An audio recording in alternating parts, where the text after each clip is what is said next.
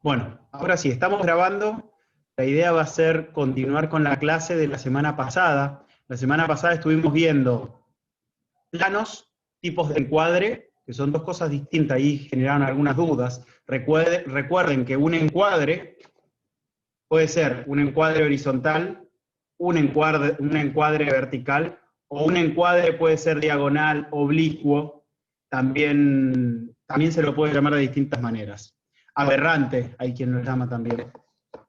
Después, en cuanto a los planos, estuvimos viendo la importancia de lo que se quiere mostrar. Es decir, cuánta información yo le quiero mostrar al observador. Un plano más corto, por ejemplo, un primerísimo primer plano, un primer plano, y si me voy alejando cada vez más, voy a convertir ese plano en plano entero, por ejemplo, cuando se vea todo el cuerpo, o un plano general del lugar donde yo estoy ubicado.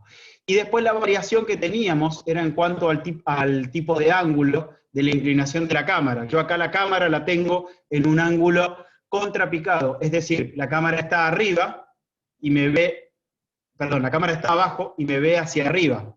¿Bien? Por lo tanto, yo voy a parecer más grande de lo que en verdad soy.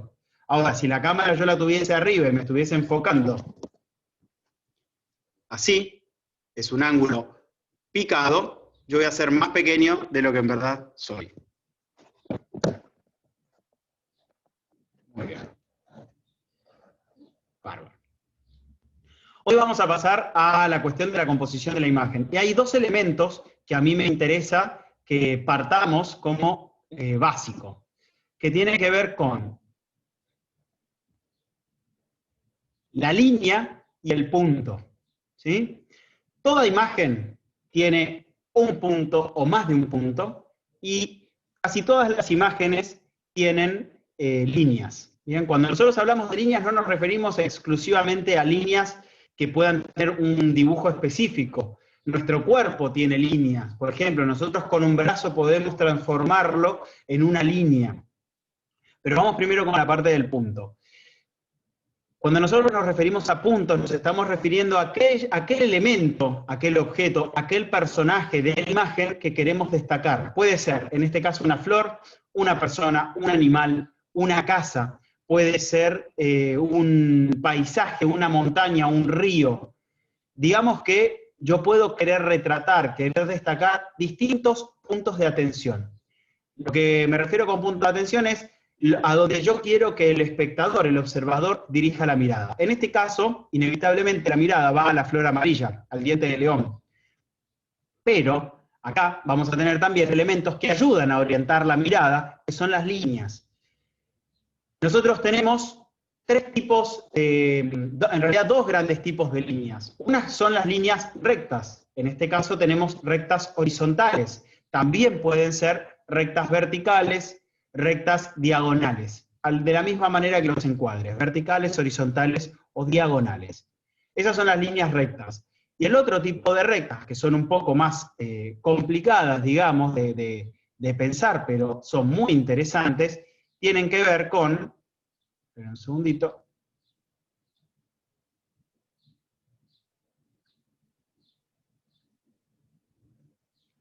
con las líneas curvas.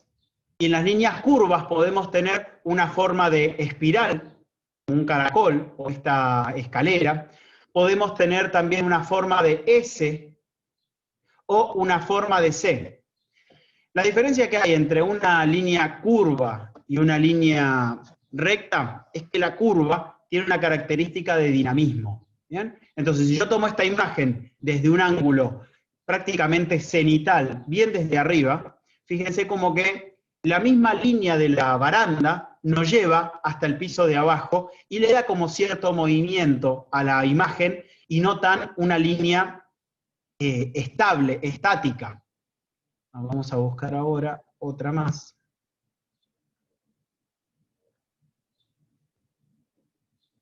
Fíjense en este caso el edificio. El edificio tiene líneas rectas. Las líneas rectas le dan firmeza a lo que nosotros queremos transmitir. Nosotros queremos transmitir firmeza, dureza, durabilidad. Bueno, las líneas verticales son un claro ejemplo. Ahora, si nosotros queremos transmitir estabilidad, armonía, paz, vamos a elegir, por ejemplo, una línea horizontal. Los horizontes son líneas horizontales. Y en este caso, lo que estamos logrando es transmitir cierto equilibrio, cierta estabilidad. Ahí tenemos los ejemplos entonces de línea y punto. Y llega en un momento en el que la línea y el punto se pueden unificar. Vamos a poner un ejemplo. Acá tenemos un ejemplo de el punto, que podría llegar a ser la gota más grande, con el tallo de la hoja. Cómo se unifica, y nuestra mirada, digamos, fíjense cómo recorre el mouse. El mouse nos lleva nuestra mirada a través de la línea y se va a detener en la gota más grande. Lo mismo pasa si volvemos a la imagen del diente de león. Tenemos una línea, hay dos líneas. La de arriba no nos va a llamar tanto la atención como la de abajo, porque acá se combina la línea horizontal con el punto.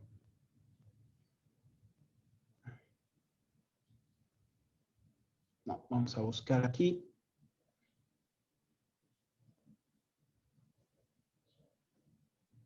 Acá tenemos otros ejemplos de líneas verticales, horizontales. Piensen que siempre hay un horizonte y ese horizonte también es una línea horizontal. Entonces tenemos que tratar de pensar cómo se relacionan este juego de líneas verticales, horizontales, con el punto que llama nuestra atención. En este caso, es el niño. Acá les decía, líneas verticales. En este caso no hay un punto bien destacado que nos llame la atención. Miren este caso. Acá tenemos a un señor que está en un bote en el medio de un río, podría ser. Bueno, el señor claramente es nuestro punto de atención. Ahora la pregunta que yo les haría es, ¿qué parte de esta persona es nuestro punto de atención? Para eso nosotros vamos a utilizar, tenemos la línea del remo, la línea del brazo, la línea horizontal, y todas esas líneas, incluso el borde del bote, todas llevan a que nuestro punto de atención, fíjense cómo se cruza la línea de fondo con la cabeza, es la del hombre. Y hay otro dato adicional, tiene un brillo en la cabeza. Así que, si bien el hombre es nuestro punto, a donde nosotros queremos llevar específicamente la mirada es al rostro de este señor. Y otra que les quiero mostrar, ahí hay un ejemplo, acá tenemos un ejemplo también. Claramente, si esta chica no estuviera, nuestra mirada iría al fondo de este pasillo, porque tenemos una baranda, otra baranda, el borde, y también tenemos acá en el fondo el horizonte. Todo converge nuestra mirada en ella. Nuestro punto de atención en este caso es la chica. Podría llegar a ser, de todas las partes de la chica, la muñeca. Acá no se llega a ver porque no tiene buena calidad, pero fíjense cómo se destaca en la muñeca la pulsera blanca y las manos, y aparte tiene otro tipo de iluminación a diferencia del rostro. En el rostro le falta un poco de luz, así que nosotros ponemos nuestra atención específicamente en la muñeca. Este es otro ejemplo en el que se combina una línea que podría llegar a ser la calle, que es casi recta, medio acá tiene como una curva, y converge, nos lleva automáticamente, nosotros arrancamos aquí abajo y vamos subiendo, subiendo, subiendo, subiendo, y llegamos hasta este pequeño morro, que sería nuestro punto de atención. ¿Bien? Entonces, tenemos los elementos básicos de la composición de la imagen, de toda imagen, son línea y el punto de atención. Con estos dos elementos vamos a poder pasar al siguiente punto, que tiene que ver con, fíjense acá, otro ejemplo, líneas verticales, en este caso el edificio que lleva nuestra mirada al cielo, y justo está pasando un avión por allí. Bueno, vamos a hacer otro aspecto que también es importante, que tiene que ver con la perspectiva. La perspectiva tiene que ver con ¿qué? Fíjense lo siguiente, vamos a salir un segundito, a dejar de compartir acá. Quiero que me miren a mí. Ahí atrás hay una heladera, ¿sí?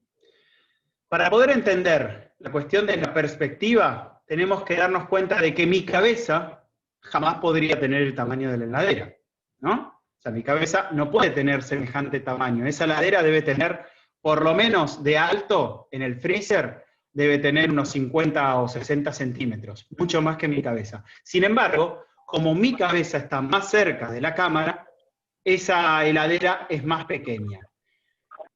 Esta diferencia de distancia tiene que ver entonces con la proximidad de la cámara. Fíjense mi mano. Mi mano es mucho más grande que la cabeza, mi uña es más grande que la cabeza, y a su vez es más grande que la heladera. Si yo me pusiera claramente, miren la mano acá a la altura, cambia el tamaño. Esto es la perspectiva, es de acuerdo a la distancia que existe entre el ojo que mira o la cámara y los objetos en relación a ella. Con la perspectiva seguramente han jugado muchas veces y no le han puesto nunca ese nombre. Vamos a ir con un ejemplo clarito de perspectiva. Acá tenemos a una chica que le está dando la mano, pareciera a un varón. Pero tenemos varios datos para darnos cuenta de que acá hay una trampa. Ella está parada sobre la luz y el muchacho está parado en la sombra. Ahí claramente hay algo para sospechar. Cuando nos empezamos a acercar, nos vamos a dar cuenta de que se trata de un muñeco que está apoyado aquí sobre la pared y la chica está mucho más atrás, varios metros después, él incluso está sobre un escalón, la chica está un poco más atrás y pareciera que están dándose la mano, cuando en realidad eso no sucede. Este es otro ejemplo de perspectiva. Ponemos la mano cerca de la cámara y tenemos, como yo estoy haciendo ahora, mi dedo es más grande que mi cara.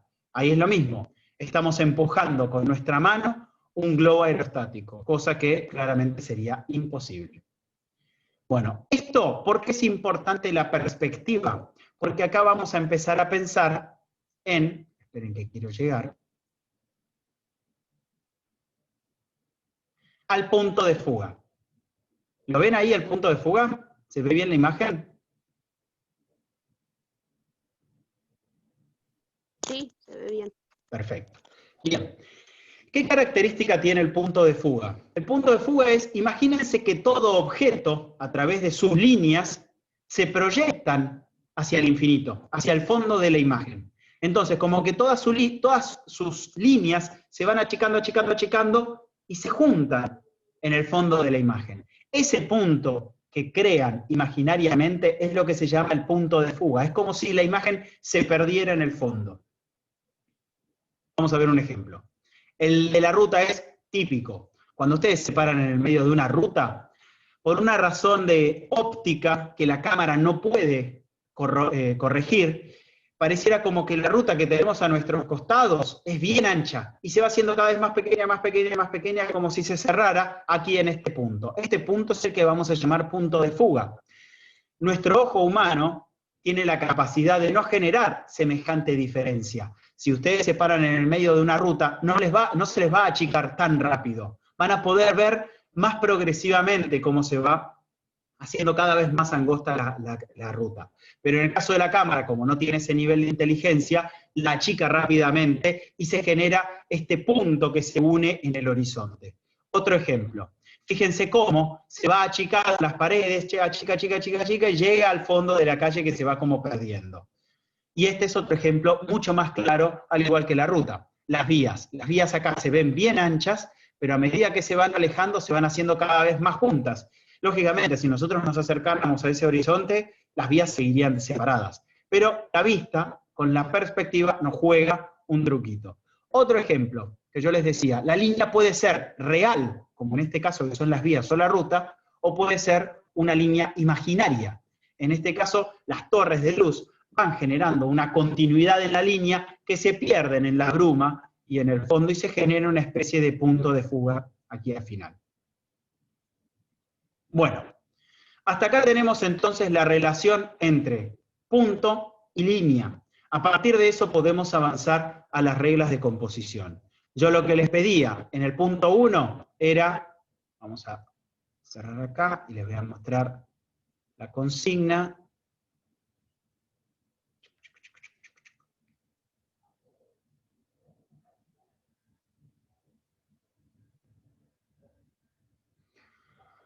¿Dónde está? Acá. Bien. Acá yo lo que les pedía de la consigna era indicar el tipo de encuadre, horizontal, vertical o diagonal, y el tipo de plano. Si es plano entero, plano medio, primerísimo, primer plano, plano general, y el ángulo. Puede ser un ángulo normal, picado, contrapicado, cenital, nadir. Después, ¿cuál es el punto de atención? Esto es clave. Si ustedes no pueden identificar cuál es el punto de atención, las reglas de composición van a ser más difíciles de definir. Puede pasar que no haya ningún punto de atención. Miren que yo les voy a mostrar este ejemplo, para que se entienda.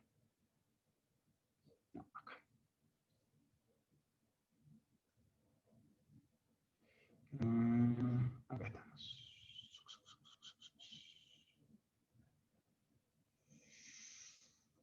Un momentito.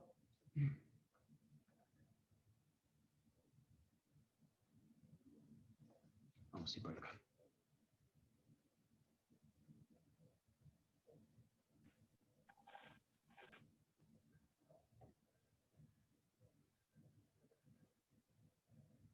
Les voy a mostrar esta foto. Acá es un claro ejemplo en el que nada nos llama la atención. No hay un punto en toda la imagen que nos atraiga más que otros. Tenemos piedras por todos lados, tenemos espuma de mar, olas y horizonte. Nada nos llama la atención. Bien, en este caso, que no hay ningún punto de atención, hace falta que ustedes lo mencionen. Esta imagen no tiene un punto de atención que se destaque más que el resto. A diferencia, esperen, a diferencia de este. Acá tenemos claramente el sol en el horizonte. Porque incluso acá chiquitito, no sé si lo llegan a ver, hay un bote. Bueno, ese bote se pierde, que pasa desapercibido, porque lo que más nos llama la atención es el sol en la puesta del atardecer. Bueno, vamos a ir con la regla, que me parece que es importante. Vamos a cerrar acá un poquito, tenemos muchas fotos abiertas.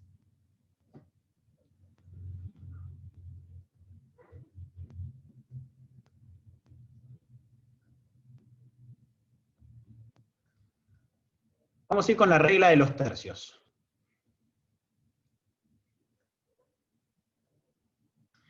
Algo que quiero que entiendan antes de ver la regla de los tercios. Las reglas que yo les voy a comentar no son reglas que ustedes tienen que respetar a rajatabla. ¿Bien? Nosotros podemos componer imágenes que no respeten las reglas y no va a estar mal. La ventaja que tienen las reglas es que nos permiten organizar cómo disponer los objetos a lo largo de la imagen, cómo ubicar el horizonte, dónde ubicar nuestro punto de atención. Le da más dinamismo, más interés, cierto trasfondo que nosotros no podemos ver y se genera una especie de relato o de historia detrás de la imagen. Entonces, cuando yo les proponga, traten de ver cómo aplicar las reglas, no quiere decir que las tengan que aplicar sí o sí. Una imagen que ustedes compongan, o que yo componga, por ejemplo, no necesariamente va a respetar la regla de los tercios. Yo considero que si nosotros tendemos a respetar la regla de los tercios, va a mejorar la composición de nuestra imagen, porque vamos a pensar mejor cómo disponer a lo largo de la imagen los objetos que queremos destacar y aquellos que no queremos destacar. Dicho esto, pasamos a la primera regla, que es importantísima porque a partir de aquí se entiende el resto de las reglas. ¿Bien?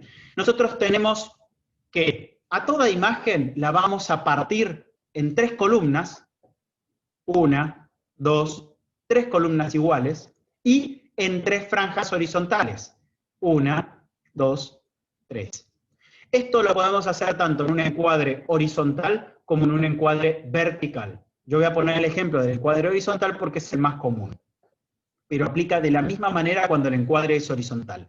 Lo importante es que estas 2 paralelas horizontales y estas 2 líneas verticales sean equidistantes, o sea que partan la imagen en 9 rectángulos iguales.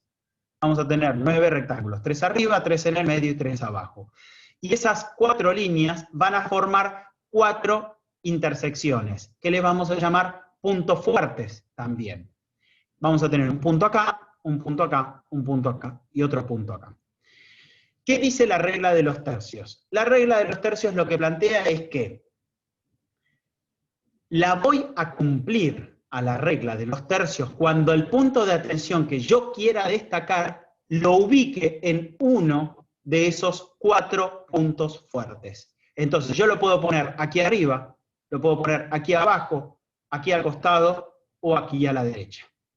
Si yo ubico mi punto de atención en uno de esos 4 vértices imaginarios, voy a estar cumpliendo con la regla de los tercios.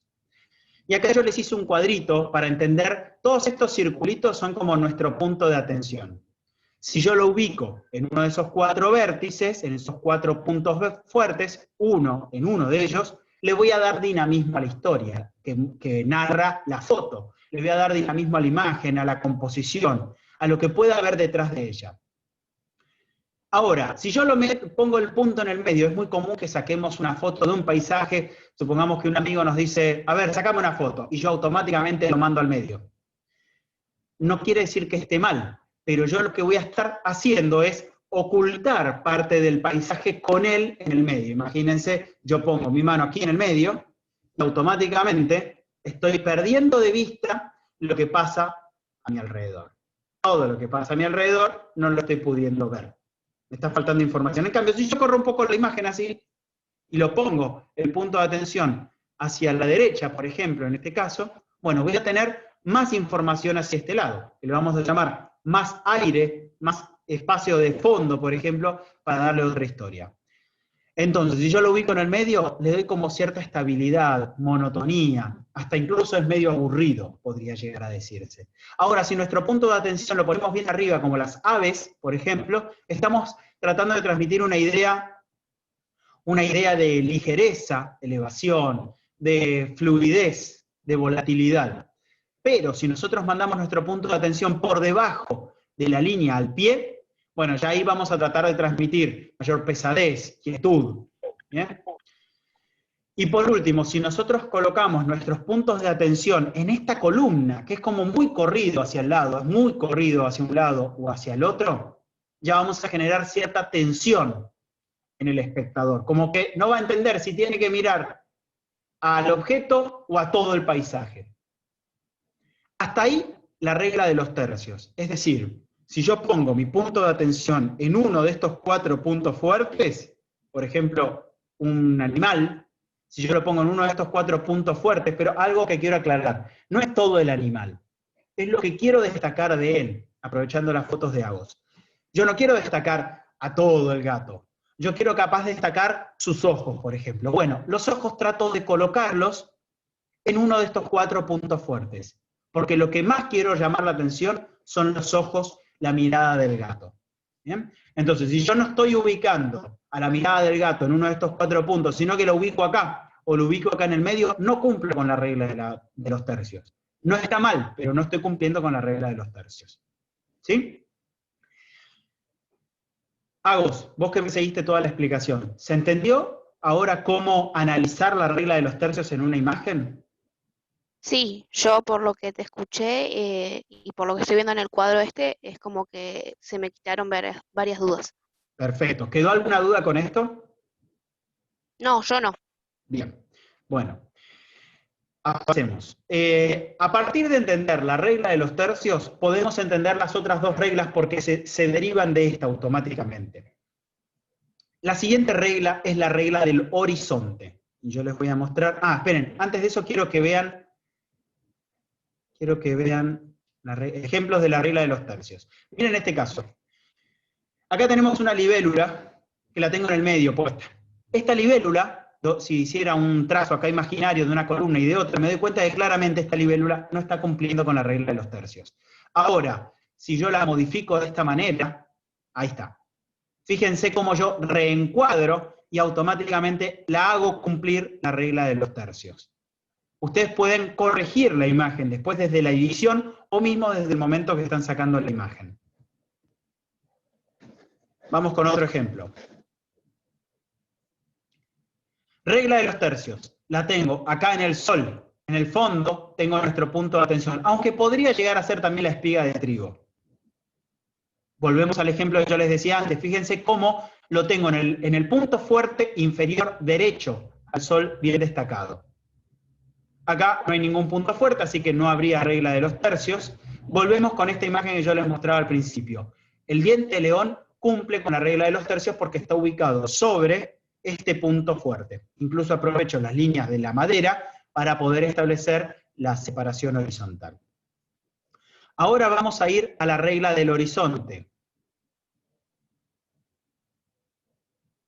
quiero mostrarles, no.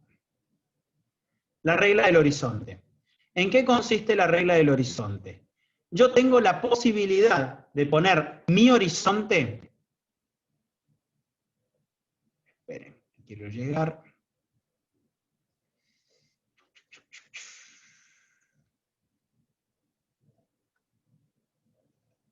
Yo tengo la posibilidad de poner mi horizonte en distintas partes. Puedo ponerlo bien arriba, en el medio, bien abajo.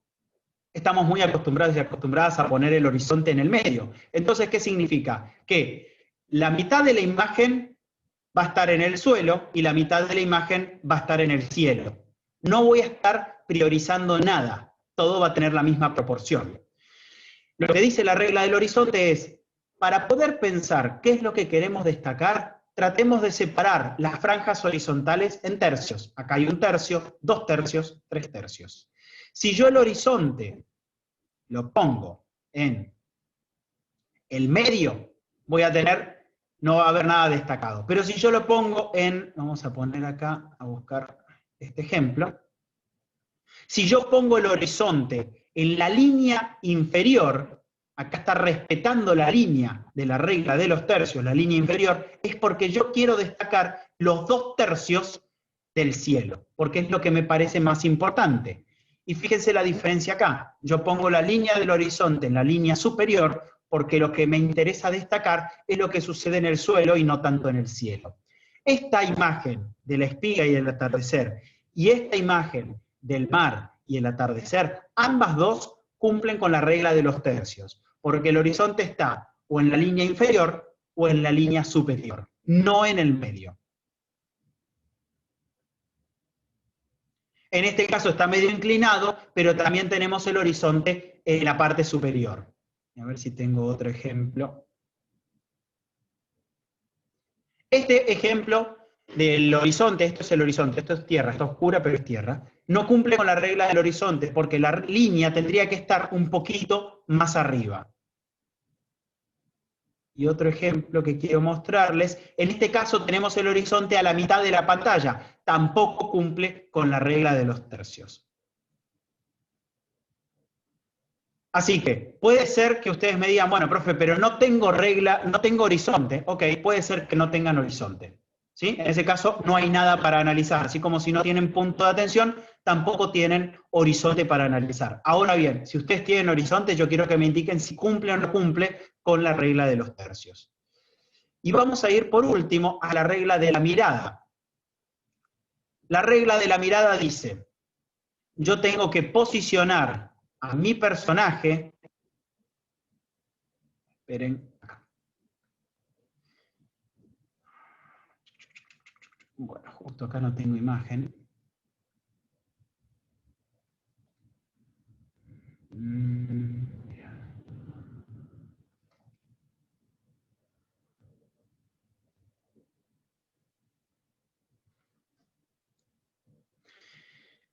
Ya llego, ¿eh?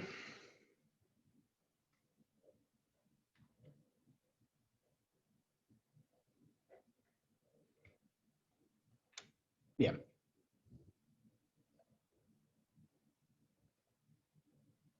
La regla de la mirada lo que me plantea es, yo tengo que ubicar los ojos del personaje sobre una de las dos líneas verticales de la regla de los tercios. Eso es el punto 1. La mirada, los ojos de ese personaje tienen que estar sobre una de las dos líneas verticales. Y la otra condición es que tiene que estar mirando hacia el lugar donde queda mayor aire. Fíjense, yo estoy mirando hacia mi derecha, y donde tengo mi mano es donde tengo mi mayor aire. Acá, mis ojos están ubicados sobre la línea imaginaria vertical izquierda y estoy dejando el espacio libre hacia el lugar donde yo estoy mirando. Distinto es si yo mirara así. Acá yo no estoy cumpliendo la regla de la mirada y lo mismo sucede con esta chica. La chica está mirando hacia la derecha y está dejando todo este espacio libre. De esta manera no cumple con la regla de la mirada.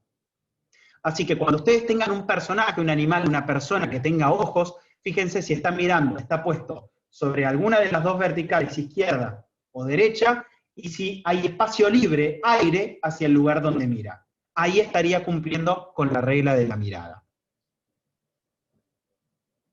A ver, quiero ver si me falta algo. Perfecto. Ya con esas 3 reglas estarían cumpliendo con la actividad y el último punto es ponerle un título a cada imagen. Se nos está agotando el tiempo. ¿Quedó alguna duda, Agos? No, yo no tengo ninguna duda. Bien. Esto yo lo voy a A mí subir. se me trabó todo el video, así que no Ya me di supe. cuenta, sí, me di cuenta, Esteban. Así que no te preocupes que yo ahora subo este video que grabamos y la próxima volvemos a encontrarnos para seguir evacuando dudas. Cuando puedan, mándenme los trabajos corregidos, ¿bien? ¿Sí? Así que nos vamos despidiendo porque ya se corta. Nos vemos la semana que viene. Dale, dale, chao. Chau, chau, Esteban. Chau a vos. No me muerda los